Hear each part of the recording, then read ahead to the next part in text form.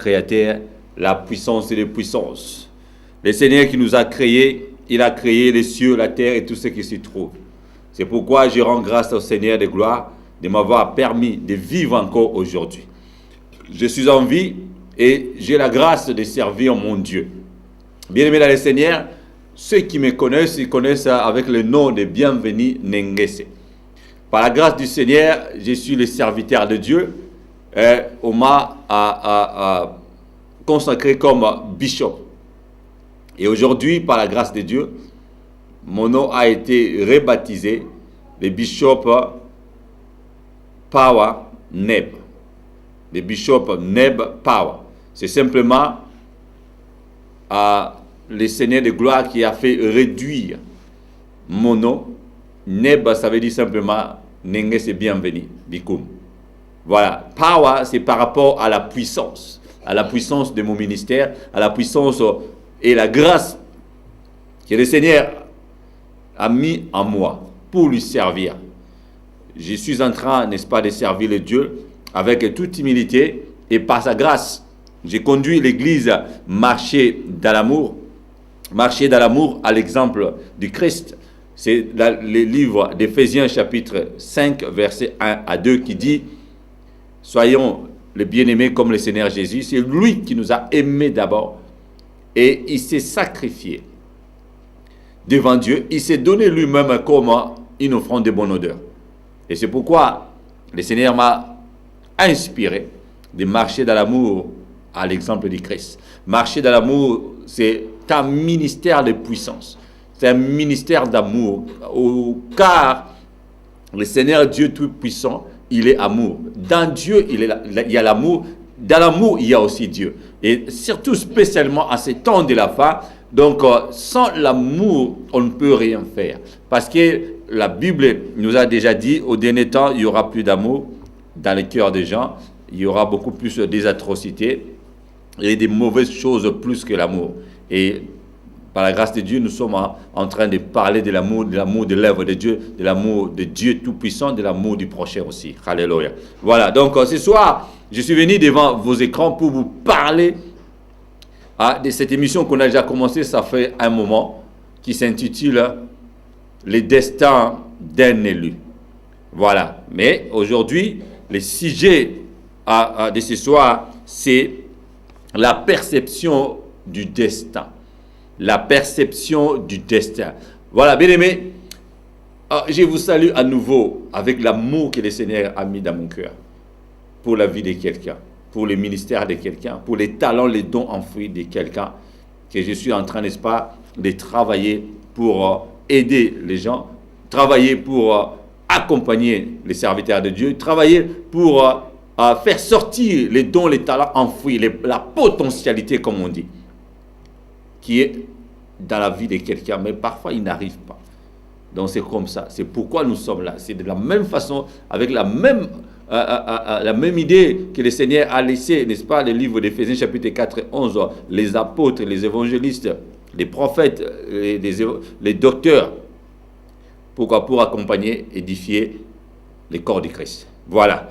Alors, la perception du destin. La perception, c'est quoi? La perception, c'est la façon de voir des choses d'une façon spirituelle et par rapport aux sensations du corps ou bien de l'être humain. C'est ça la perception. Donc percevoir quelque chose, c'est voir dans un angle spirituel et aussi avec les sensations aussi qui nous accompagnent dans nos vies. Nous savons par exemple la perception d'un rêve. Par exemple, dans le livre des Actes des Apôtres, chapitre 10, l'histoire de Corneille. Pierre, à un moment donné, il a vu un rêve. Il était en extase. Il a vu une nappe remplie, n'est-ce pas, des animaux sauvages ou des mauvais animaux qui étaient interdits à l'époque au peuple d'Israël de manger. Mais la Bible nous dit, le Seigneur lui a dit, donc ça veut dire quoi? D'abord, la façon qu'il a vu cette nappe-là, c'est cette perception. Il a vu ça avec ses yeux physiques et il a senti aussi dans son esprit parce que c'est quelque chose de spirituel et apparaît d'une façon physique. C'est ce qu'on appelle aussi, n'est-ce pas, en théologie, la théophanie. Voilà, donc c'est la matérialisation des choses divines. Voilà. Et la perception du destin. Le destin, c'est le devenir de quelqu'un. C'est le déroulement de la vie d'un homme. Ça veut dire de la naissance, son parcours ici-bas sur terre et sa mort. Alors, par rapport à ça, nous savons, les Grecs disent moira. Moira qui veut dire le destin, c'est-à-dire la vie et la mort de quelqu'un. Son parcours ici-bas sur terre. Et par rapport à ça, il y a trois différentes, n'est-ce pas, façons aussi de déterminer la vie de quelqu'un. De sa naissance, pendant sa vie ici-bas sur terre, et aussi le jour de sa mort. Et c'est comme ça qu'on appelle ça Moïra. Alors, aujourd'hui, nous voulons savoir, par rapport au texte que le Seigneur nous a inspiré dans le livre d'Ésaïe, Ésaïe chapitre 46, versets 9 à 13. Ésaïe chapitre 46, versets 9 à 13. Nous allons lire par la grâce de Dieu dans ma version, qui est du français courant, qui veut dire simplement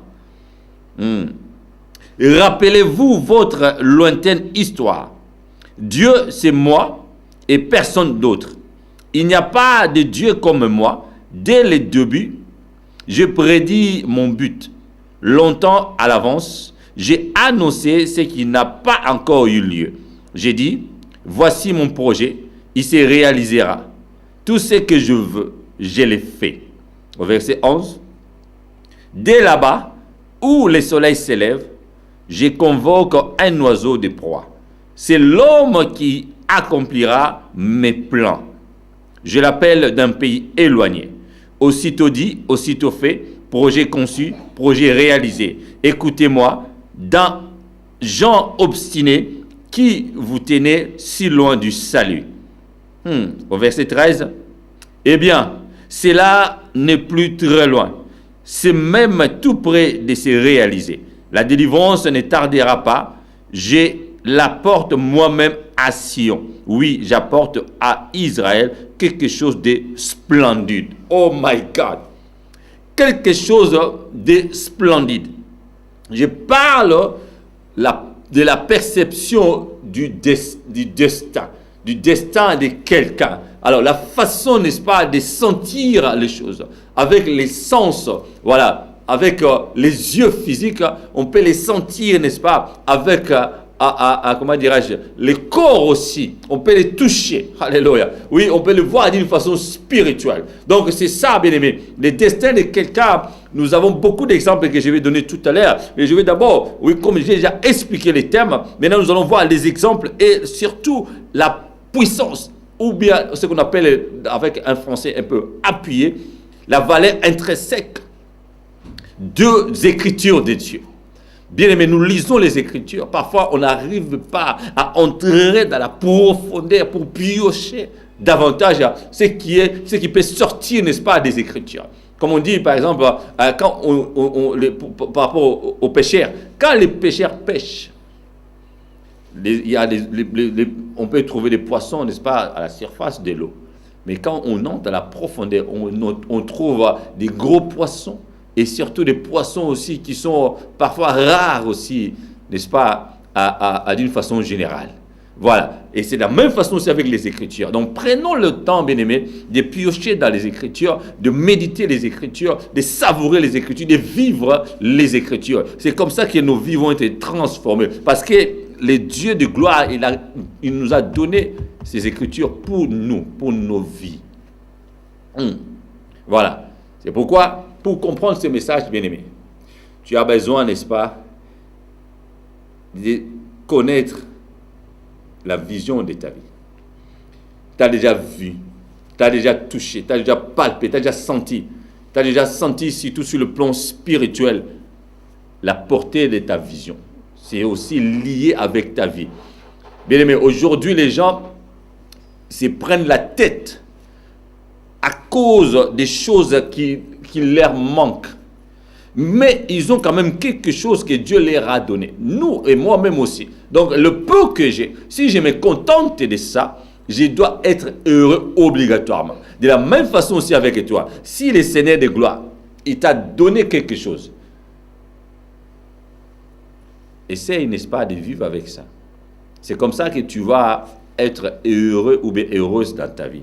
Voilà. Alors là, le livre d'Ésaïe, les prophètes, les grands prophètes de tous les temps, qui a prophétisé les grandes choses, et à l'occurrence la vie, la souffrance et les prophéties de Jésus messianique et aussi des enfants d'Israël, et aussi la puissance de la délivrance des peuples de Dieu d'une façon générale. C'est clair. On appelle le livre d'Ésaïe, n'est-ce pas, la miniature de la Bible. Voilà. Donc c'est la Bible tout entière, mais réduite, n'est-ce pas, dans le livre d'Ésaïe. Si on lit le livre d'Ésaïe du premier verset, premier chapitre, premier verset, jusqu'au 66e chapitre, on lit déjà la Bible. Voilà, c'est un secret. Si tu cherches, n'est-ce pas, tu n'arrives pas à lire la Bible tout entière, commence d'abord à lire le livre d'Ésaïe, tu vas voir comment ça va te donner l'envie de lire toute la Bible. Voilà. Donc c'est ça, le Seigneur, là c'est le Seigneur lui-même, il parle et dit, rappelez-vous votre lointaine histoire, il n'y a pas de Dieu comme moi. Donc c'est comme si je suis en train de parler, ou bien quand tu parles avec quelqu'un, ou tu parles avec ton enfant, ou tu parles avec ton frère et ta soeur, dis, rappelle-toi de ton histoire, c'est moi qui te parle, donc c'est toi qui parle, donc il te voit. Bien aimé, voyons maintenant, c'est Dieu qui est en train de te parler. Nous savons bien que c'est l'histoire des enfants d'Israël. Oui, le Seigneur les rappelle que c'est lui qui les a délivrés des enfants égyptiens, de main d'Égyptiens, le main de servitude. Et que lui-même qui les a délivrés, et c'est sa main puissante qui les a délivrés. Mais là, il a utilisé les hommes. C'est pourquoi il a dit, voilà, dès le début, j'ai prédit mon but. Voilà, c'est ce qui est important. La prédiction. La prédiction. Le verbe prédire, c'est dire en avance. C'est préparer en avance. C'est déjà planifier en avance, avant que la chose arrive. C'est pourquoi le Seigneur de gloire. C'est ça est lié au destin. Ça veut dire quoi? Ça veut dire que les choses qui sont déjà planifiées, mises à part et bien élaborées, on attend que l'accomplissement. Donc, comme on dit, toutes choses commencent d'abord dans le plan spirituel, avant d'arriver au plan physique, avant de se matérialiser. Voilà, donc nos vies, comme nous savons bien, notre corps est composé de 3 parties. Dans ces 3 parties-là, il y a des catégories. Catégorie physique et catégorie spirituel ou bien matériel et immatériel. Donc physique, ça veut dire le corps physique que nous voyons, et immatériel ou bien invisible, c'est la partie âme et esprit. Donc c'est ça, bien aimé. C'est tellement important de comprendre ces choses pour aller dans la profondeur de ces écritures, pour comprendre que le Seigneur de gloire, il a tout planifié. Il a dit longtemps en avance, j'ai annoncé ce qui n'a pas encore eu lieu. J'ai dit, voici mon projet, il se réalisera, tout ce que je veux, je le fais. Bien aimé, Dieu, il dit quelque chose, il ne ment pas. Dieu, il dit quelque chose, ça doit s'accomplir. Même si on peut donner des exemples. Oui, pour contraster quand même, qu'il y a un enfant qui peut être né mort-né. Il y a les grossesses, n'est-ce pas, qui n'arrivent pas, n'est-ce pas, à l'air terre. Il y a les enfants qui naissent à 2-3 minutes, ils meurent. Ça fait toujours partie du destin, de la vie de cette personne, de cette âme-là. Et toi et moi, aujourd'hui, nous sommes en vie, avec des 40 ans, 45 ans, 70 ans, et voire même plus. Ce n'est pas la grâce de Dieu. C'est lui qui a fait ça. S'il a fait ça, oui, nous savons bien, bien aimé. Pour comprendre ce message, il y a quoi? Il y a 3 parties. La première partie, c'est de comprendre que c'est Dieu qui planifie tout. La deuxième partie, c'est il y a l'intervention, n'est-ce pas, des tierces. C'est ce que j'appelle l'intervention des tierces. Ça veut dire, d'un côté, il y a l'ennemi, le diable, il peut influencer, intervenir. Et de l'autre côté aussi, il y a quoi? Il y a toi-même. Voilà. Il y a la personne, l'individu. Donc, c'est ça la deuxième partie. Et la troisième partie à comprendre ce message, c'est l'intervention divine. Dieu a commencé, l'ennemi peut influencer même ta présence, ta responsabilité toi-même, et aussi l'intervention divine qui peut agir à la fin. Pourquoi? Nous allons comprendre le bien-aimé, c'est simple. Il y a l'exemple, je prends l'exemple de Bartimée ou bien de Lazare. De Bartimée d'abord, Bartimée c'est quelqu'un, n'est-ce pas, qui n'avait pas de nom, on l'appelait par rapport à son père, le fils de Timée. Voilà, il était là, il connaissait la parole. Alors, le Seigneur de gloire, il savait que lui, il devait voir, il devait vivre et vivre longtemps. Mais l'influence du diable est venue, n'est-ce pas, lui empêcher de voir. Il lui a voilé les yeux. Le Seigneur est venu, il l'a enlevé. Dans la destinée de Bartimée, il fallait qu'il voie, qu'il vive longtemps. Heureux. Voilà, le Seigneur est venu, il a intervenu. Et de la même façon aussi, j'ai dit tout à l'heure par rapport à Lazare. Lazare aussi, à un moment donné, sa vie, il ne fallait pas s'arrêter à ce moment-là. C'est pourquoi le Seigneur Jésus a dit, il dormait.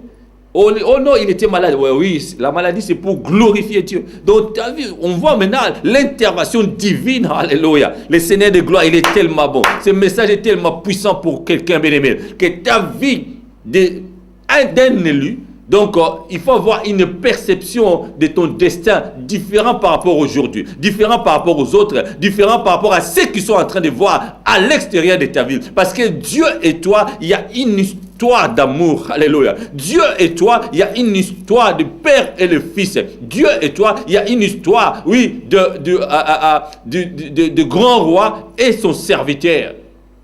C'est comme ça que tu vas voir la chose, bien-aimé. C'est cette perception-là dont je suis en train de parler. Parce que le Seigneur de gloire m'a amené dans une dimension élevée. Je suis en train de voir les choses comme un aigle qui est loin. Il devient encore, alléluia. De plus en plus, je vieillis dans ma vie. De plus en plus, je m'approche du Seigneur. Je m'approche des Écritures de Dieu. Je vois, c'est comme si le Seigneur de gloire, il entre en moi, il parle au travers de moi. Et que ma vie ne soit plus jamais la même, bien-aimé.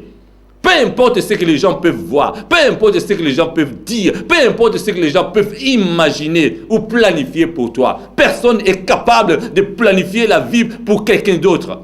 Mais lui-même, il ne connaît même pas son avenir. Mais comment il peut planifier la vie de quelqu'un? Parfois, les chrétiens, ça me rend malade. Les Écritures sont là. Dieu te donne les visions. Dieu te donne, n'est-ce pas, des prérogatives, les instructions. Mais quand un homme comme toi te dit quelque chose, je ne parle pas, n'est-ce pas, que les prophètes ou les serviteurs de Dieu, quand ils nous donnent, n'est-ce pas, les paroles de connaissance ou les prophéties. Non. Je suis en train de parler une personne lambda intervient dans ta vie. Parce que ça ne va pas, parce que peut-être dans un aspect ou dans un domaine de ta vie, quelque chose ne va pas, et tu vas chercher les hommes. C'est ça. Moi, je suis un serviteur de Dieu, j'encourage, n'est-ce pas, les gens à aller voir les serviteurs de Dieu, et je sais que nous sommes en train de faire des travaux de titans. Voilà. Que les serviteurs de Dieu soient bénis. J'ai prié pour tous serviteurs qui suivent ce message. Bien-aimé, je suis en train de prier, je prie toujours et souvent pour les serviteurs de Dieu. Parce que je sais moi-même comment ce travail est tellement dur. Bien que le Seigneur de gloire est là, il nous aide, il nous soutient, il est toujours là, il nous encadre et il nous protège. Il nous protégera toujours. Alléluia. Gloire soit rendue à notre Seigneur de gloire. Voilà, je continue avec ma lecture. La Bible dit, le Seigneur lui-même, il a dit, il a fait, il veut et il va le faire. Et au verset 11, il a dit, de là-bas où le soleil s'élève, je convoque un oiseau de proie. C'est l'homme qui accomplira mes plans. Alléluia. Un Dieu qui est saint, un Dieu qui est grand, un grand Dieu qui a tout planifié. Il a dit pour l'accomplissement de son dessein, des destins, c'est un homme, ce sont les hommes qui vont l'accomplir. Le Seigneur Jésus a dit quoi? Ce que j'ai fait, vous allez faire encore beaucoup plus que moi. C'est pourquoi c'est tellement important, bien-aimé. Oui, de comprendre celui ou la personne qui est à côté de toi. Oui, ton mentor, ton pasteur, ton encadreur, ton coach. C'est tellement important, bien-aimé. Donc la vie, c'est comme ça. Le Seigneur de gloire, il t'accompagne, il accompagne ta vie avec les gens qui sont tout autour de toi. C'est pourquoi c'est tellement important pour toi de comprendre quel est, n'est-ce pas, comment apercevoir ton destin. Ton destin, ça ne dépend pas des hommes, ça ne dépend pas des circonstances, ça ne dépend pas, bien-aimé, oui, des choses que tu es en train de voir. C'est d'abord avec Dieu. Et c'est pourquoi on va voir maintenant, bien-aimé, comme l'intervention des hommes. L'ennemi, qu'est-ce qu'il va faire? Il va utiliser aussi les hommes. Lui, il fait que contrarier, stopper, mettre la barrière aux œuvres de Dieu. Dieu a un plan merveilleux. Nous allons voir ça tout à l'heure dans le livre de Jérémie. Mais l'ennemi a un plan de malheur. Même les gens, n'est-ce pas, qui s'associent avec la magie pour faire l'œuvre de Dieu ou bien à utiliser la sorcellerie, ça ne sert à rien, bien-aimé. Ce qui est important, avoir une perception claire de ton destin. Et tu vas voir, bien-aimé, ta vie a une destinée. Tu vas vers une destinée. Tu vas quelque part, là où le Seigneur a bien planifié.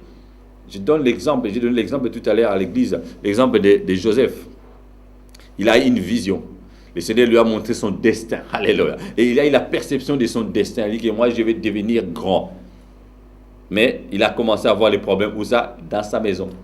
Son père a compris, oui, bien sûr, mais il était un peu frustré. Ses frères ont voulu le tuer. Mais le Seigneur de gloire fait grâce, on l'a mis dans la citerne. Ça n'a pas tenu, alors on l'a vendu. Il est rentré dans la maison de Potiphar. Il croyait, oh, gloire à Dieu, je suis bien maintenant, malgré que je suis vendu, mais je vis quand même dans la maison d'un homme riche. Mais il lui avait donné une instruction. Il a dit quoi? Tu peux toucher à tout, mais ne touche pas à ma femme. C'est ce qu'il a fait. Ça lui a aidé, bien aimé. C'est pourquoi j'ai dit, la deuxième partie de ce message, c'est de comprendre, n'est-ce pas, l'instruction qui a été donnée, ta part de responsabilité. Et il y a aussi l'ennemi qui peuvent venir, pourquoi? Pour tenter, mettre la maladie, mettre la barrière, mettre des situations difficiles, n'est-ce pas? Pourquoi? Pour que tu tombes dans les pièges de l'ennemi. C'est comme ça que ton destin va être un peu, n'est-ce pas, bougé, dérangé.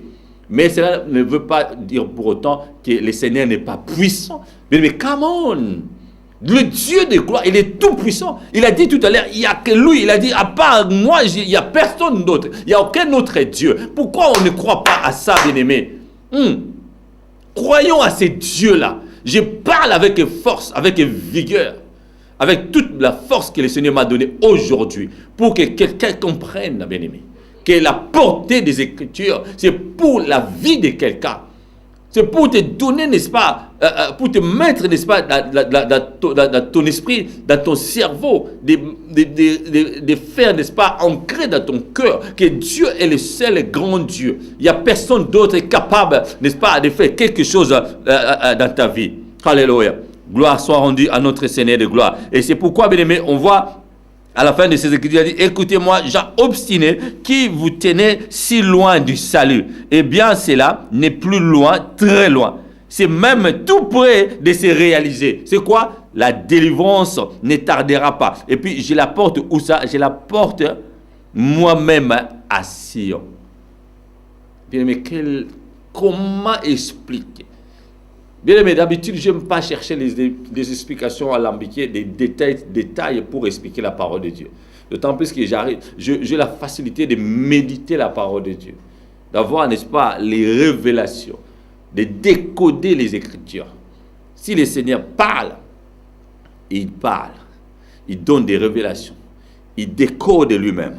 Il a dit, oui, écoutez, parce que vous êtes obstinés, vous êtes des cœurs durs, les coups durs. Le Seigneur a fait référence, n'est-ce pas, aux enfants d'Israël. Par exemple, si on veut faire l'étude, n'est-ce pas, d'une contrée, d'une communauté, on prend toujours un échantillon. De la même façon, d'une façon logique, le Seigneur s'est choisi un peuple, le peuple juif, le peuple d'Israël. Et nous sommes toujours liés par rapport à ça, à cette histoire-là. D'autant plus qu'aujourd'hui, nous sommes tous les enfants d'Israël. Nous sommes tous les juifs. Par la grâce de Dieu. Nous avons tous, n'est-ce pas, la même espérance du salut. Alléluia. Le Seigneur a dit clairement, parce que vous êtes obstinés, vous avez le cou raide et vous échappez, n'est-ce pas, à la bénédiction de l'Éternel. Gloire à Dieu. Mais aujourd'hui, bien-aimé, le Seigneur a dit quoi? La délivrance ne tardera pas. Je la porte moi-même à Sion. Le Seigneur lui-même, quand on parle de Sion, il y a quoi? L'image symbolique de l'Église. l'image symbolique de la montagne, n'est-ce pas, céleste, là où le Seigneur se tient. Aujourd'hui, bien aimé, nous sommes dans la dispensation de l'Église. Ça veut dire quoi? Nous sommes dans le moment de la grâce, le moment que le Seigneur de gloire se manifeste. Il nous donne, n'est-ce pas, l'opportunité de s'approcher de Dieu, de parler avec notre Seigneur Dieu, de parler avec les grands dieux.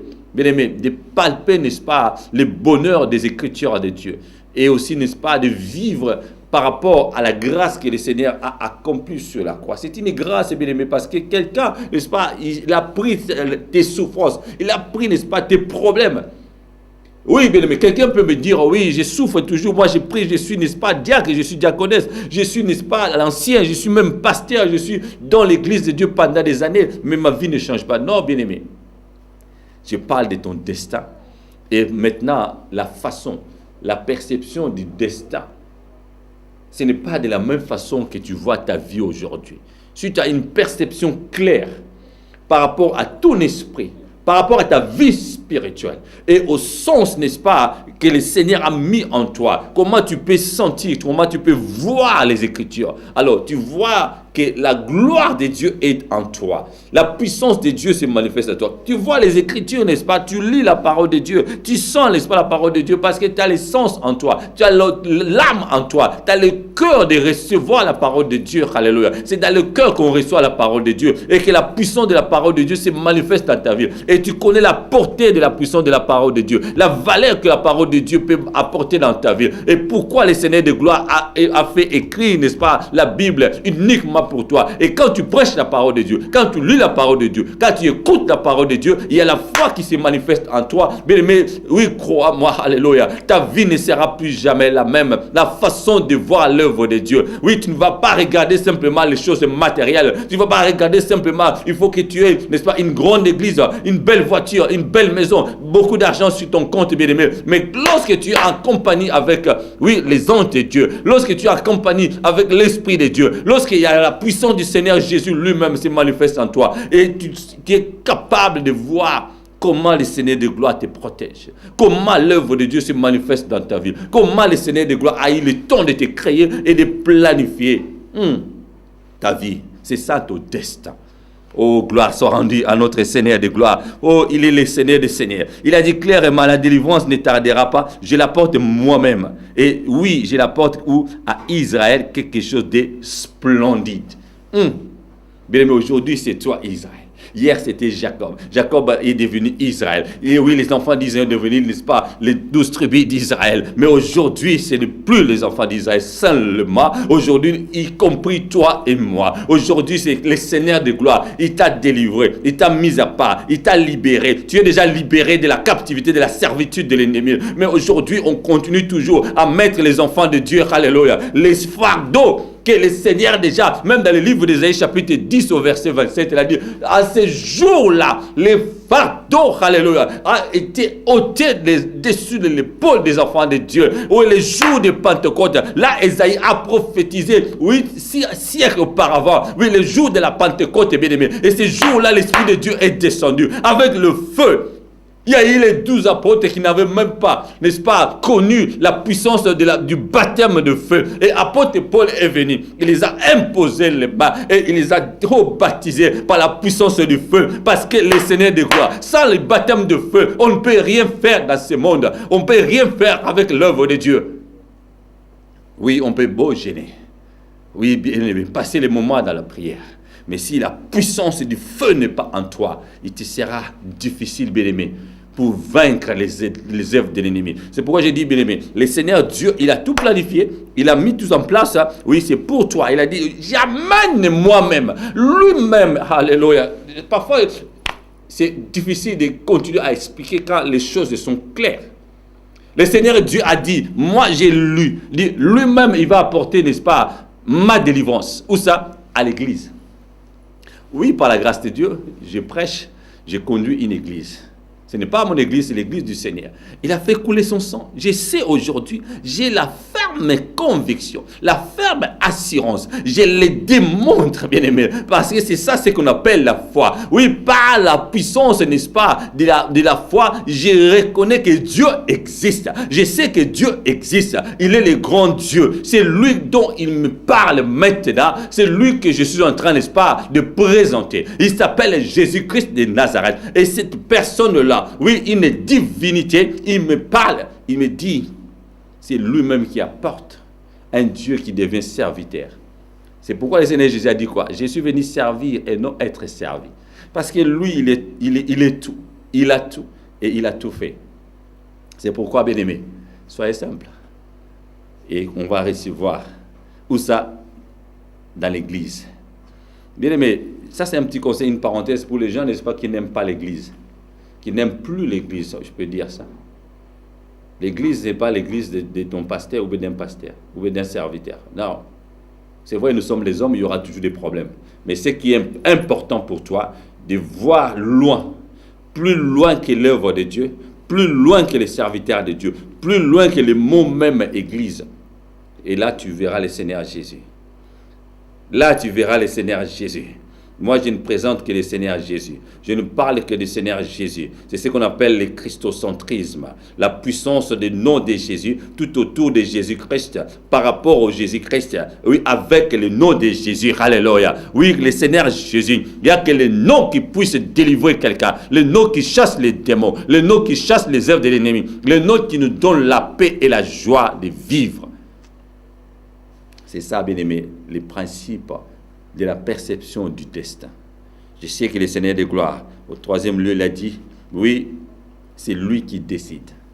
Malgré l'influence de l'ennemi, avec les problèmes, les tribulations, les maladies, les difficultés financières, les difficultés du travail, les difficultés, les besoins, n'est-ce pas, au quotidien. Mais le Seigneur de gloire, malgré toi-même aussi, tu es un homme, Dieu t'a appelé. Tu es un homme, Dieu t'a choisi. Tu es un homme, Dieu t'a mis à part. Tu es un homme, mais tu sers le Seigneur qui est très, très saint. Oui, il est saint. Toi, tu n'es pas saint. Tu as été au début, mais à cause du péché adamique, on n'est plus saint. Mais le Seigneur de gloire, malgré tout, il a tout accompli sur la croix. Il a payé, il a fait l'œuvre rédemptrice. Alléluia, la rédemption de Jésus. Oui, bien-aimé, et si tu ne mets pas tout cela dans ton cœur, tu auras des problèmes toujours. C'est pourquoi je suis venu t'encourager, bien-aimé. Et on voit ça dans le livre, n'est-ce pas? D'abord, deux versets pour terminer ces messages d'aujourd'hui. D'abord, le premier verset dans le livre d'Ésaïe, 55 au verset 11. Ésaïe 55 au verset 11, que nous connaissons tous, alléluia. J'aime les Écritures, bien-aimés. Oui, le Seigneur de gloire, il a dit quoi? Il a dit, oui, eh bien, en est de même pour ma parole, pour ma promesse. Elle ne revient pas à moi sans avoir produit des faits, sans avoir réalisé ce que je voulais, sans avoir atteint le but que je lui avais fixé. Sa parole, il a dit, il a tout planifié. Il veut que les hommes soient, n'est-ce pas, les artisans pour l'accomplissement de ses plans pour toi. Et il a dit, je vais apporter moi-même ta délivrance. Où ça? Au Sion. Ça veut dire dans l'église, dans l'œuvre de Dieu. Il a dit lui-même. Et il a encore mentionné, il a dit, j'apporte quelque chose de splendide, quelque chose de merveilleux. Quelque chose, n'est-ce pas, qui donne la joie. Quelque chose qui donne, n'est-ce pas, la gaieté, la joie de vivre. Oui, la paix, le bonheur, la jouissance. Et il a dit que tout ce qu'il a dit, ça va s'accomplir. Et pourquoi tu ne veux pas croire, bien-aimé? C'est pourquoi parfois, que tu crois ou pas, le Seigneur, s'il veut accomplir son œuvre, ça va s'accomplir. Même, tu crois ou pas. Parfois, même sans ta foi. Nous avons l'exemple, n'est-ce pas? Je donne l'exemple de Lazare. Lazare, il était déjà mort 4 jours. Ce n'était pas sa foi. C'était peut-être la foi, n'est-ce pas, de ses sœurs. Mais le Seigneur Dieu, le Seigneur Jésus, parce qu'il les a promis, il a dit, si vous croyez, vous allez vivre la gloire de Dieu. Il a dit à Marthe. Alléluia. Gloire soit rendue à notre Seigneur de gloire. C'est pourquoi dans le livre de Jérémie chapitre 29, au verset 11 à 14, Jérémie chapitre 29, au verset 11 à 14, le Seigneur de gloire, il a dit à Jérémie, il a dit, car moi, le Seigneur, je sais bien quel projet je forme pour vous, et je vous l'affirme, ne sont pas des projets de malheur, mais des projets de bonheur. Je vais vous donner un avenir à espérer. N'est-ce pas ça, n'est-ce pas, le destin, le devenir de ta vie, ton avenir, ta destinée, là où Dieu veut que tu sois. Oh, gloire soit rendue à notre Seigneur de gloire. Il a dit, des projets de bonheur, je vais vous donner un avenir à espérer. Si vous venez alors m'appeler et me prier, je vous écouterai. Alors si vous vous tournez vers moi, vous me retrouverez. Moi, le Seigneur, je vous le déclare, si vous me cherchez de tout votre cœur, je me laisserai trouver par vous. Je vous rétablirai. Je vous ferai sortir de chez toutes les nations et de tous les endroits où je vous ai dispersés. Je vous rassemblerai et je vous ferai revenir en ces lieux d'où je vous ai fait déporter, déclare le Seigneur. Alléluia. Voilà. Et le livre d'Éphésiens, Éphésiens chapitre 2, au verset 10, Éphésiens chapitre 2, au verset 10, c'est pour accentuer ce que je suis en train de dire. Il a dit, en effet, c'est Dieu qui nous a formés, il nous a créés dans notre union avec Jésus-Christ. Pourquoi? Pour que nous menions une vie riche en actions bonnes, celles qu'il a préparées d'avance, afin que nous les pratiquions. J'aime cette tournure. Afin que nous les pratiquions au conditionnel, bien-aimé. Au conditionnel présent. Waouh! Maintenant, la perception du destin. Comment tu perçois ton destin? Alors, tu continues toujours à te lamenter. Tu veux continuer toujours, n'est-ce pas, à pointer le doigt aux autres. Tu veux continuer toujours à faire quoi? À critiquer les autres. Tu vas toujours continuer à critiquer les pasteurs, à critiquer les églises, à critiquer, n'est-ce pas, comment dire, les gens qui sont en train de s'épanouir dans leur vie. Et toi, alors? Parce que, bien aimé, je sais pertinemment, c'est très rare, quelqu'un qui réussit dans sa vie, de prendre le temps pour critiquer les autres, ou bien pour critiquer quelqu'un d'autre qui est en train aussi de réussir. Parce qu'il est tellement préoccupé avec sa réussite. Mais toi, même si tu ne réussis pas encore, tu crois que tu n'as pas encore réussi, oui, tu veux prendre l'exemple des autres pour réussir, mais travaille dur aussi. Or, en réalité, la Bible nous dit clairement quelque part que parfois les méchants, les gens de ce monde, les méchants, ça veut dire quoi? Les gens, n'est-ce pas, qui ne comprennent pas ou qui ne veulent pas écouter la parole de Dieu ou qui ne veulent pas étudier la Bible, alors ils ne veulent pas aller dans les églises. Ce sont aussi des méchants. Bien, mais toi aussi, tu as quitté l'église, tu ne veux plus entendre parler de l'église et tu deviens aussi méchant. Voilà. Mais quand le Seigneur de gloire dit cela, il vient dire, mais les bien-aimés, les gens qui l'aiment, il va faire quoi? Il va faire tout pour eux. Lorsqu'ils vont se réveiller, ils vont voir, n'est-ce pas, la grâce est là, le bonheur est là, les opportunités sont là. Cela ne veut pas dire qu'ils vont croiser les bras, non, ils vont se réveiller pour aller au travail. Donc son chemin va être bien planifié, malgré les embûches, les problèmes, l'ennemi, les difficultés qu'il peut mettre, n'est-ce pas, sur son chemin, le Seigneur de gloire va les briser. Il a dit, n'est-ce pas, dans le livre de Jérémie, chapitre 29, verset 11, que nous venons de lire, il a un plan de bonheur, de paix, et non de malheur. Et il a dit quoi? Si vous les cherchez de tout cœur, c'est pourquoi le Seigneur de gloire, il va se faire voir. Il avait dit, n'est-ce pas, à Jérémie, après, il a dit, invoque-moi, je te répondrai, je vais te faire voir les choses cachées que tu ne connais pas. Révélation, apocalypse, révélation, ouvrir les choses qui étaient cachées, révéler, faire voir les choses que tu ne comprenais pas auparavant, faire voir, faire comprendre les choses qui étaient décoder, faire décoder les choses qui étaient codées, faire voir les choses qu'ils ne pouvaient pas voir auparavant. C'est ça la perception du destin. Tu n'arrivais pas à percevoir, à voir, bien aimé, dans le plan spirituel, oui, l'œuvre de Dieu, dans le plan spirituel, l'appel du Seigneur, l'appel que le Seigneur t'a fait, bien aimé. Tu n'arrivais pas à voir comment le Seigneur Jésus se tient debout à tes côtés. Oui, comme Josué, bien aimé. On remarque que Josué, il n'a pas vu une personne physique. Il a vu ce qu'on appelle l'anthropomorphisme du Seigneur. C'est l'image, oui, d'un homme.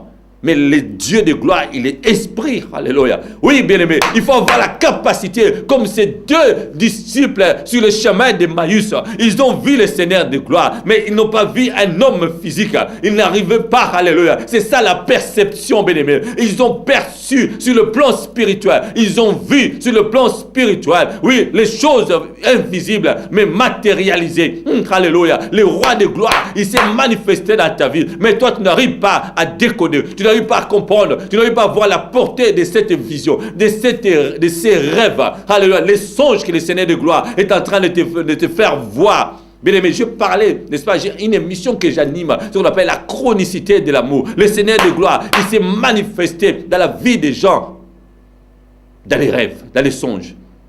Il a parlé beaucoup de fois, oui, avec l'apôtre Paul, dans la vision, dans les rêves. Et oui, il a dit à Job, oui, Job chapitre 33, nous connaissons bien aimé.